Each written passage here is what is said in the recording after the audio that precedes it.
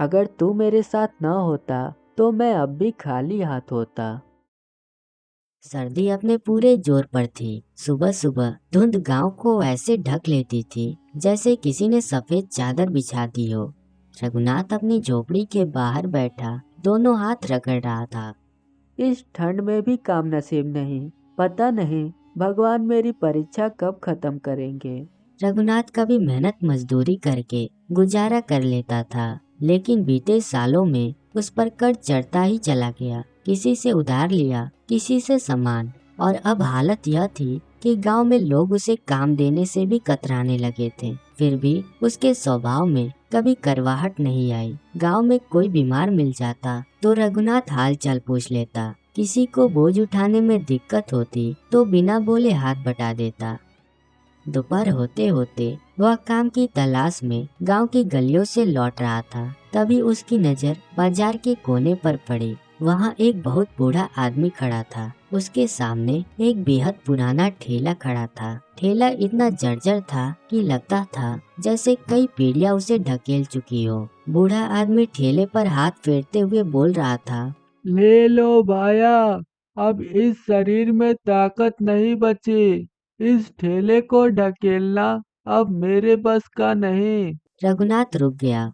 वह ठेले को ध्यान से देखने लगा। ठेला? अगर मेरे पास ठेला होता तो कुछ न कुछ बेचकर पेट तो पाल ही सकता था। वह बूढ़े आदमी के पास गया। काका, ये ठेला कितने का दोगे?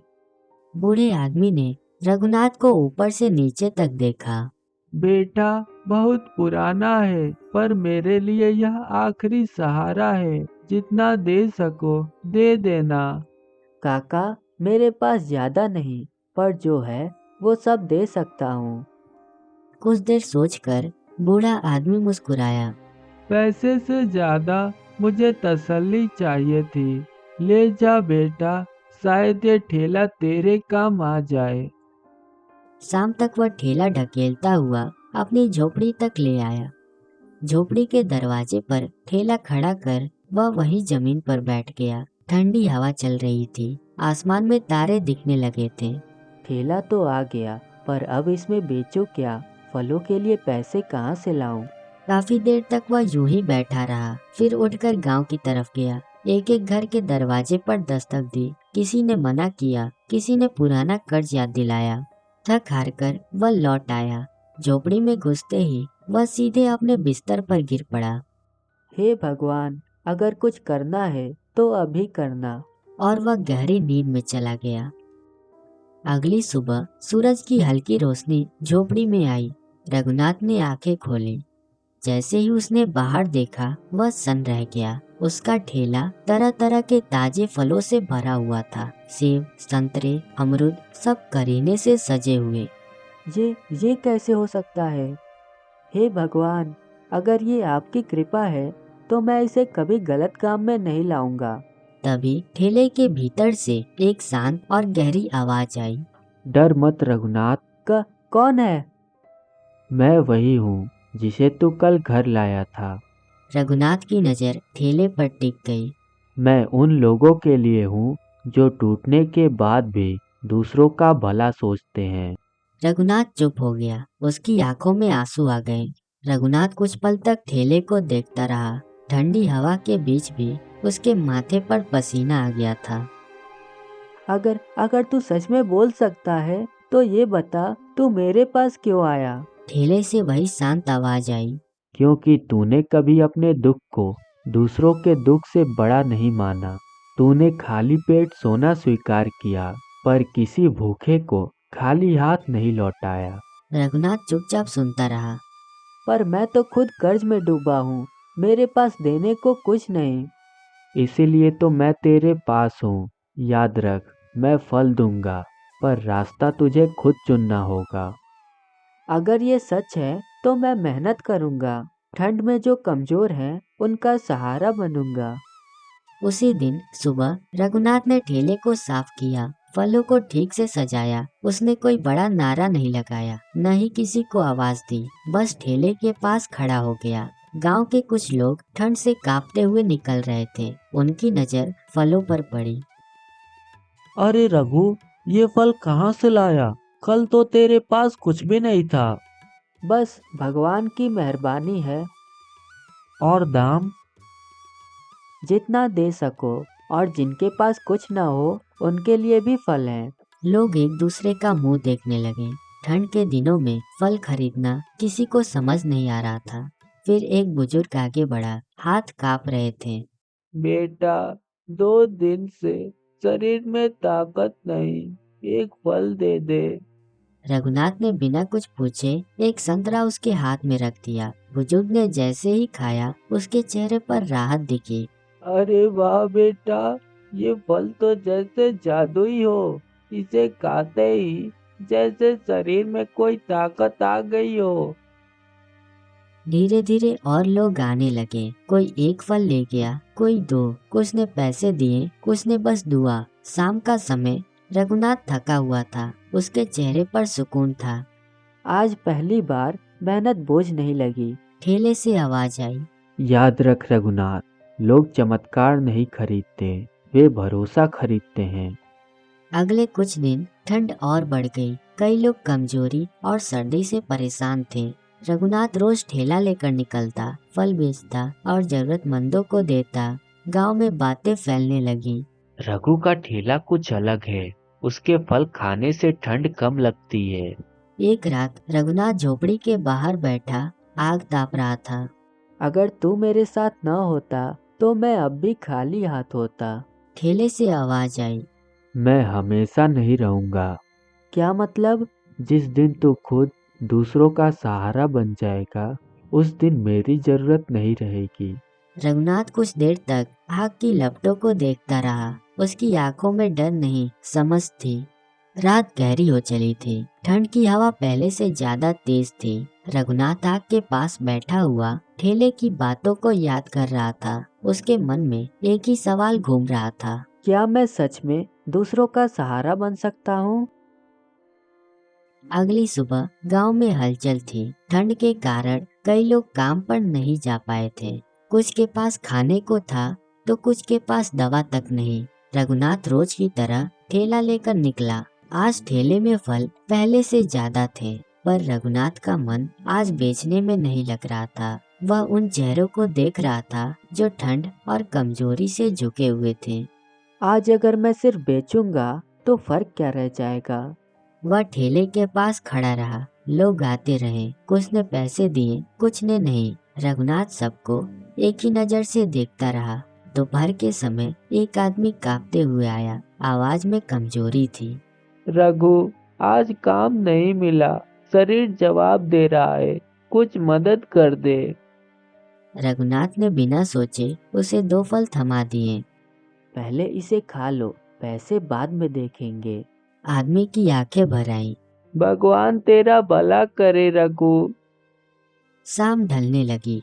ठेले में फल कम होते जा रहे थे। रघुनाथ जानता था आज शायद उसकी कमाई नहीं होगी। वह घर की तरफ लौटने ही वाला था कि ठेले से आवाज आई।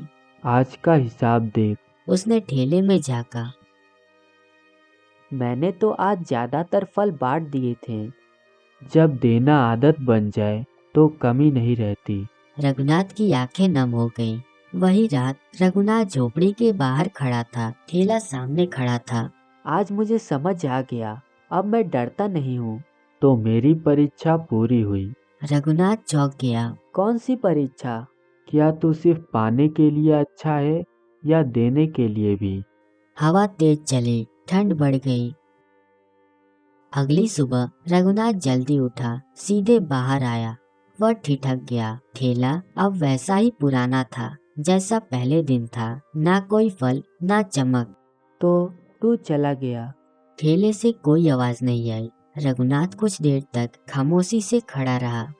कुछ दिन बाद रघुनाथ वही ठेला लेकर गांव में फल बेच रहा था। अब फल जादू से नहीं, मेहनत से आते थे। कुछ लोग उधार पर लेते, कुछ कम दाम पर अब गांव रघुनाथ के साथ खड़ा था। रामगढ़ गांव में हरिया नाम का एक व्यक्ति था। हरिया बहुत दयालु और मददगार था। गरीब होने के बावजूद वह हर जरूरतमंद की मदद करता था। एक सुबह गांव के चौपाल पर बूढ़े गंगाराम बैठे थे। उनके घर में 2 दिनों से चूल्हा नहीं जला था। तभी हरिया वहां से गुजर रहा था। गंगाराम को देखकर वह उनके पास गया। क्या बात है गंगाराम काका, आप इतने उदास क्यों बैठे हैं? क्या बताऊं बेटा, 2 दिनों से काम नहीं मिला। घर का राशन समाप्त हो गया है। परिवार भूखा है। 2 दिनों से चूल्हा तक नहीं जला। कुछ समझ नहीं आ रहा क्या करूं। बस इतनी सी बात काका, आप चिंता मत कीजिए, शाम तक रात का खाना आपके घर पहुंच जाएगा। क्या क्या तुम सच कह रहे हो? हाँ काका, क्या आपको मुझ पर जरा भी भरोसा नहीं? अरे नहीं नहीं बेटा, तुम पर तो पूरा भरोसा है, लेकिन अपने किस्मत पर नहीं। अच्छा काका, अब आप निश्चिंत होकर घर जाइए। इतना कहकर हरिया अपने घर की तरफ चल दिया। गंगाराम काका को कह तो दिया, लेकिन मेरे पास तो बस 2 वक्त का ही रोटी है। नहीं, मैं तो बिना खाए भी रह सकता हूँ, लेकिन गंगाराम काका और उनका परिवार 2 दिनों से भूखा है। मेरे पास जो भी थोड़ा बहुत है वही मैं उन्हें दे आता हूँ। यह सोचकर हरिया अपने घर में रखे हुए अनाज लेकर गंगाराम के घर पहुंचा। गंगाराम काका, अरे ओ गंगाराम काका, जरा बाहर आइए।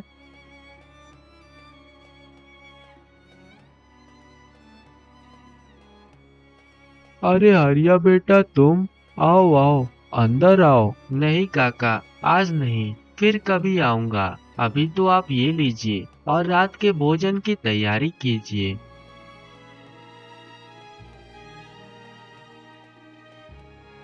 हरिया बेटा, समझ नहीं आता, तुम्हारा ये एहसान मैं कैसे चुका पाऊंगा। अरे काका, एहसान की बात मत कीजिए, बस आशीर्वाद दीजिए कि मैं हमेशा ऐसे ही सबकी मदद करता रहूं। इतना कहकर हरिया अपने घर लौट आया। आज वह भूखे पेट सोया, पर मन में सुकून था कि उसकी वजह से किसी घर का चूल्हा जला।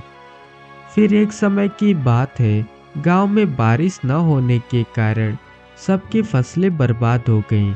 गरीब किसानों के पास इतना भी नहीं बचा कि वे जैसे तैसे अगली फसल आने तक गुजारा कर सकें।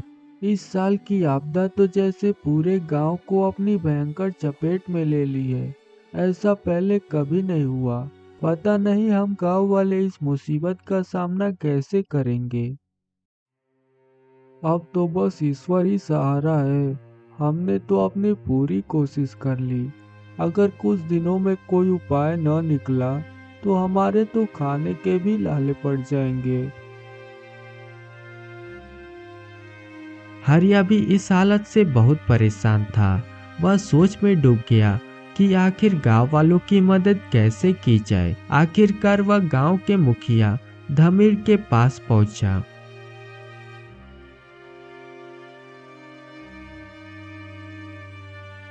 मुखिया जी, अब मुझसे गांव वालों की ऐसी हालत देखी नहीं जाती। हमें कुछ न कुछ तो करना ही पड़ेगा।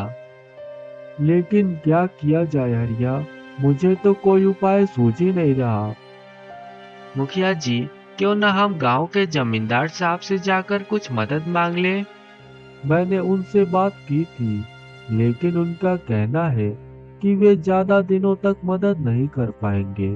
मैंने पड़ोसी गांव से भी बात की है, पर वहां से मदद आएगा या नहीं यह कोई नहीं जानता। कोई बात नहीं मुखिया जी, आप भगवान पर भरोसा रखिए और कोशिश करते रहिए। मैं भी कुछ करने की कोशिश करता हूँ। मुझे पूरा यकीन है कि हम जल्दी इस मुसीबत से निकल आएंगे। मुखिया धमीर से बात करके हरिया अपने घर लौटा।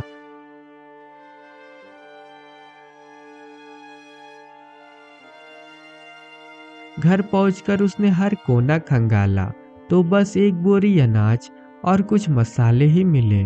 बस इतना ही? इसका क्या करूँ? अगर सब में बांटने गया तो कुछ ही लोगों को दे पाऊंगा। कुछ देर तक सोचता रहा, फिर अचानक उसके चेहरे पर हल्की मुस्कान आई। चलो, ज्यादा नहीं तो कम से कम एक वक्त का ही सही, सबको कुछ न कुछ खिलाने की कोशिश करता हूँ। अगले दिन हरिया गांव के चौपाल के पास एक पुराना ठेला लेकर पहुंचा। ठेले पर उसने एक चिट्ठी टांग दी, 1 रुपए में भरपेट भोजन, और जिसके पास रुपए भी ना हो उनके लिए भी भोजन। गांव के लोग यह देखकर हैरान रह गए। जहां सब अपने पास बचे हुए थोड़े बहुत अनाज आने वाले दिनों के लिए बचाने की कोशिश कर रहे थे, वहीं हरिया इतने कठिन समय में इतना सस्ता बल्कि लगभग मुफ्त भोजन बांट रहा था। अरे भाई हरिया, क्या बात है, इस भूखमरी जैसी हालत में तुम लगभग मुफ्त में भोजन बांट रहे हो। अरे किशन भाई, मेरे पास एक वक्त का अनाज बचा था, सोचा क्यों ना वही गांव वालों में बांट दूं, आगे जो ईश्वर चाहेगा वही होगा। वाह भाई हरिया, मान गए तुम्हारी दयालुता को। सच में ऐसा इंसान बनना हर किसी के बस की नहीं। जहाँ सब अपने लिए सोच रहे हैं, वहाँ तुम दूसरों का पेट भर रहे हो। वाह भाई वाह। धीरे धीरे लोग आने लगे। गरम गरम खिचड़ी की खुशबू चौपाल के चारों ओर फैलने लगी। लोग गाय भरपेट खाया और कुछ ने अपने घर के लिए भी थोड़ा बांध कर ले गए। वाह भाई, आज तो मजा ही आ गया। कई दिनों बाद भरपेट खाना नसीब हुआ। शाम तक लगभग सभी लोग खाना खाकर जा चुके थे। तभी गांव के मुखिया धमीर वहां पहुंचे। वाह भाई हरिया, मानना पड़ेगा तुम्हारे इस समुद्र जैसे बड़े दिल को। जहाँ हर कोई बचाने में लगा है, वहाँ तुम अपना सब कुछ गरीबों और जरूरतमंदों की मदद में लगा रहे हो। मुखिया जी, मेरे पास तो बस इतना ही अनाज बचा था जिससे एक वक्त का भोजन बांट सका। उसी वक्त गांव के सेठ वहां आए। हरिया, मानना पड़ेगा तुम्हारे त्याग और विश्वास को। गरीब होते हुए भी तुमने वो कर दिखाया जिसके बारे में हमने कभी सोचा भी नहीं था। हमें गर्व है कि तुम हमारे गांव में रहते हो। अब से तुम रोज अपना ठेला यहीं लगाना। जब तक गांव की हालत ठीक नहीं हो जाती, सारा खर्चा मैं दूंगा। आपका बहुत धन्यवाद सेठ जी, आप हमारे बुरे वक्त में सच्चे सहयोगी बन रहे हैं। सेठ जी, आज आपके इस निर्णय ने पूरे गांव को भूख से बचा लिया है। आपका यह उपकार हम कभी नहीं भूलेंगे। अरे उपकार कैसा मुखिया जी, आखिर यह गांव मेरा भी तो है। उस दिन के बाद से हरिया रोज चौपाल के पास अपना ठेला लगाने लगा। गांव वाले वहां आते, भरपेट खाना खाते और हरिया की दया और सेवा भावना की चर्चा चारों ओर फैल गई। उसका नाम हरिया था। वह बचपन से ही अकेला था। न माँ बाप, न घर आंगन, न कोई सहारा। गांव के बाहर एक टूटी झोपड़ी में लोग उसे बड़ा होते देखते रहे। न पढ़ाई हुई, न कोई काम सीखा। जिस दिन पेट ज्यादा जलता, वह किसी घर के बाहर बचे कुचे टुकड़े तलाश लेता। बस ऐसे ही बचपना बीता। 12 वर्ष की उम्र में उसने पहली बार चोरी की। चोरी भी क्या, एक घर के आंगन में सूख रही रोटी उठा ली। उस दिन से उसके मन में यह बैठ गया कि पेट और डर दोनों एक साथ नहीं चलते। धीरे धीरे यह उसका सहारा बन गया। साल बीतते गए। अब उसकी उम्र 22 की हो चुकी थी। चेहरा शांत था, चाल धीमी, आंखें गहरी। लोग उसे देखकर कुछ समझते नहीं थे, पर वह लोगों को देखकर सब समझ लेता था। उसकी चोरी आम चोरों जैसी नहीं थी। पहले वह सामने वाले की रुचि समझता, किसे कौन सा बात पसंद आता है। जब उसे यह बात समझ आ जाती, वह धीरे धीरे उसी बात को पकड़कर सामने वाले के मन में जगह बना लेता। बातें इतनी मीठी कि सुनने वाला सोच भी ना पाए फिर वह घर में कुछ दिन रह लेता, कामकाज में हाथ भी बटा देता, खाना पीना रोजमर्रा का सब संभाल लेता, और जब भरोसा पूरा बैठ जाता तब एक दिन चुपचाप बिना आवाज वह लापता हो जाता, साथ में घर की वह चीज लेकर जिसे संभाल कर रखा गया था। यही उसकी जिंदगी थी। एक दिन चोर हरिया एक नए गांव में पहुंचा। दोपहर का समय था, रास्ता एकदम शांत। चलते चलते उसकी नज़र रास्ते किनारे बैठे एक कारीगर पर पड़ी। कारीगर के सामने बैलगाड़ी के कुछ पुर्जे पड़े हुए थे और वह उन्हें देखते हुए खुद से बातें कर रहा था। इस बार ऐसी बैलगाड़ी तैयार करूंगा कि जमींदार देखता ही रह जाएगा, ढेर सारा इनाम देगा और गांव वाले तो देखते ही रह जाएंगे। मेरी कारीगरी का कोई जवाब नहीं। अच्छा, तो इसकी रुचि नई चीजें बनाने में है। वह धीरे धीरे कारीगर के पास गया। अरे वाह भैया, आपने तो बड़ी ही सुंदर बैलगाड़ी बनाई है। सच कहूँ, ऐसी बैलगाड़ी मैंने अपने पूरे जीवन में नहीं देखी। आप तो वाकई कमाल के कारीगर हैं। कहाँ से सीखी इतनी बढ़िया कला? अरे नहीं नहीं भाई, ऐसी क्या बात है। बस कभी कभी मन में कुछ आ जाता है तो बना देता हूँ। कभी अच्छा बन जाए तो गांव में लोग तारीफ कर देते हैं। नहीं भैया, ये कोई साधारण काम नहीं है। आप में जरूर कोई खास हुनर है। ये चीज सबके बस की नहीं। अरे भाई, तुम तो बस यूं ही तारीफ किए जा रहे हो। अच्छा, तुम्हारा नाम क्या है और कहाँ से आए हो? मैं हरिपुर गांव से आया हूँ। नाम है हरिया। मैं भी थोड़ी बहुत कारीगरी करने की कोशिश करता हूँ, लेकिन आज तक कुछ खास बन नहीं पाया। कोई बात नहीं भाई, हुनर धीरे धीरे ही चमकता है। मेहनत करते रहोगे तो तुम भी एक दिन बड़े अच्छे कारीगर बनोगे। अच्छा, घर पर और कौन कौन है? कोई नहीं भैया, मैं अकेला ही रहता हूँ। मेरा कोई अपना नहीं है। अरे रे, ये तो अच्छा नहीं हुआ। लेकिन सुनो, अगर तुम चाहो तो मेरे साथ रह सकते हो। मैं भी अकेला ही रहता हूँ। ठीक है भैया, आप कह रहे हो तो रुक जाता हूँ। आपके साथ रहूंगा तो शायद कुछ कारीगरी मैं भी सीख लूँ। बस यही तो बात हुई। आज से तुम यहीं मेरे साथ रहोगे।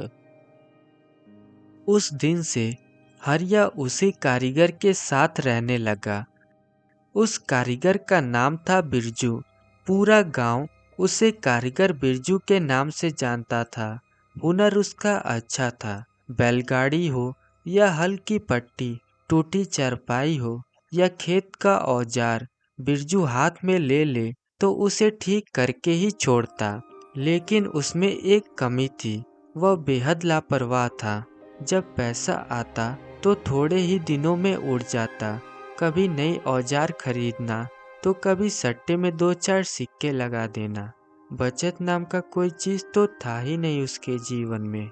उसकी सोच साफ थी, जितना है उतना खर्च कर लो, जब जरूरत पड़ेगी तब काम करके फिर कमा लेंगे। और सोच भी यही कि जब पैसे कम पड़ जाते तो वह गांव वालों से थोड़ा उधार ले लेता, फिर दो चार दिन में काम पकड़कर उधार भी लौटा देता था।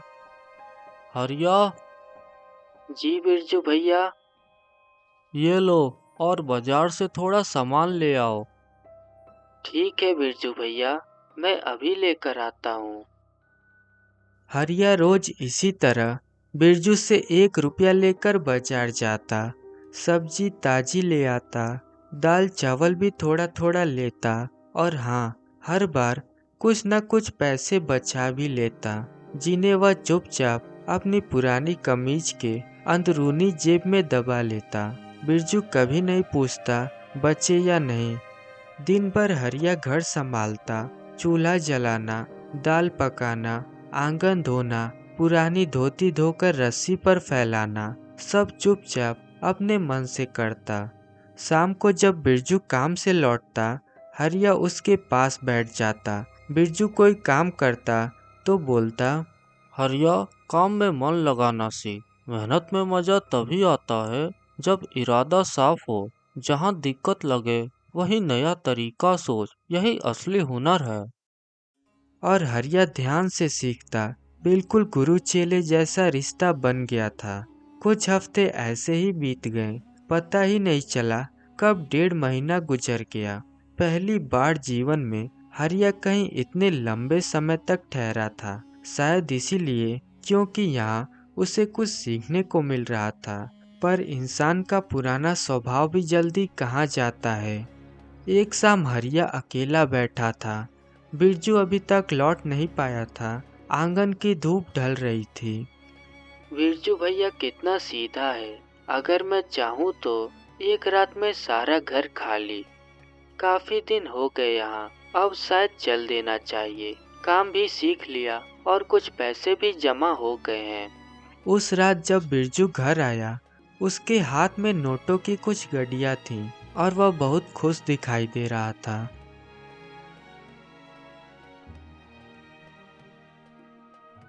हरिया देख, जो मैंने बैलगाड़ी का ढांचा बनाया था ना, वह जमींदार साहब को बहुत पसंद आया। खुश होकर उन्होंने मुझे 10,000 रुपए दिए। अरे वाह भैया, आप तो सच में कमाल के हो। अब तो पूरे गांव में आपकी ही चर्चा हो रही होगी।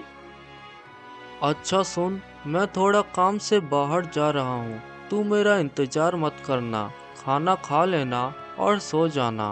बिरजू कुछ पैसे अपने पास रखकर बाकी पैसे पलंग पर छोड़ देता है और बाहर की ओर चल पड़ता है।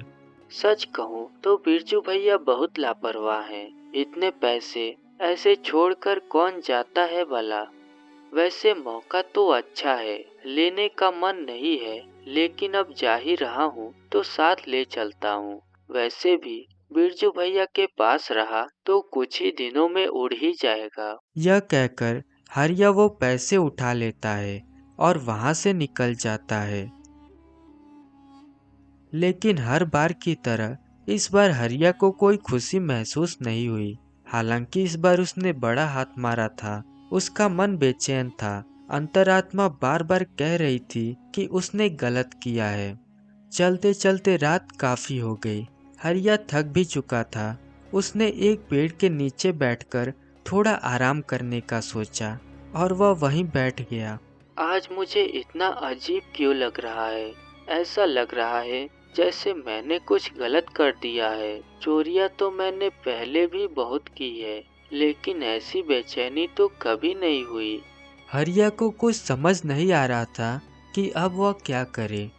क्या करूं?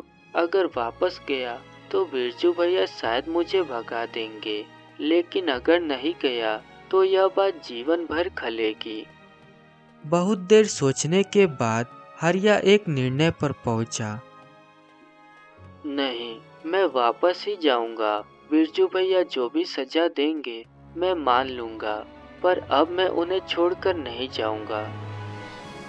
यह सोचकर वह तुरंत उठता है और वापस गांव की ओर चल पड़ता है। रास्ते में उसके मन में तरह तरह के विचार आते हैं। बिरजू क्या करेगा, माफ करेगा या नहीं। बेचैनी बढ़ती जा रही थी, लेकिन फिर भी उसके कदम रुके नहीं। सुबह होते होते वह बिरजू के घर पहुंच गया। वह धीरे से अंदर गया। बिरजू गहरी नींद में था, जैसे उसे किसी बात की छोटी सी भी चिंता न हो। हरिया चुपचाप पैसे वहीं उसके पास रख देता है, फिर बाहर आकर चौखट पर बैठ जाता है। उसके अंदर कुछ ठहर नहीं रहा था। मन में सवाल एक के ऊपर एक चढ़ते जा रहे थे। धड़कनें तेज थीं, जैसे कुछ होने वाला हो। पैर वहीं थे, लेकिन मन कई जगह भाग रहा था। वह समझ नहीं पा रहा था कि अब क्या होगा आगे। बस इंतजार था बिरजू के जागने का और सच का सामना करने का। तभी बिरजू घर से बाहर निकलता है। उसके हाथ में वही नोटों की गड्डी थी। यह देखकर हरिया के पैरों में जैसे जान ही नहीं रही। डर, शर्म और बेचैनी सब एक साथ उसके भीतर उमड़ पड़े। तभी बिरजू उसके कंधे पर हाथ रखता है। वह हाथ हरिया के लिए किसी पत्थर के बोझ से कम नहीं था। हरिया, ये ले 5,000 रुपए।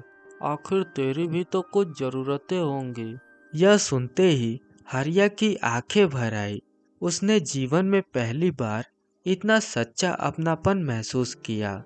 वह कुछ बोल नहीं पाया, बस जड़ सा खड़ा रह गया। और उधर बिरजू बड़े ही मजे से गांव की राह पर निकल गया।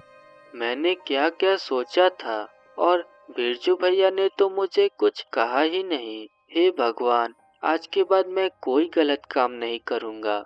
जीवन भर बिरजू भैया के साथ रहकर उनकी सेवा करूँगा, उनसे सीखूंगा और समाज के भले के लिए नए नए खोज करूँगा।